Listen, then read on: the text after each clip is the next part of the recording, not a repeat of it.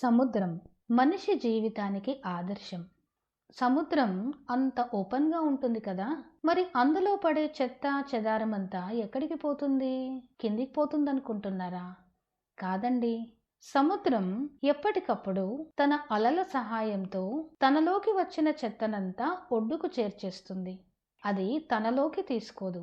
సముద్రుడిలా మానవుడు కూడా తన మనసును చెత్తతో నింపుకోకుండా ఎప్పటికప్పుడు అఫర్మేషన్స్, పాజిటివిటీ, మెడిటేషన్ అనే అలల సహాయంతో అనవసరమైన నెగెటివ్ ఆలోచనల చెత్తను బయటకు నెట్టేస్తూ ఉండాలి. నాలో నువ్వు చెత్త నింపావు, నా మనసుని పాడు చేశావు అని ఎవ్వరినీ అనకండి. నీ మనసుని శుభ్రంగా ఉంచుకోవడం నీ చేతుల్లోనే ఉంది.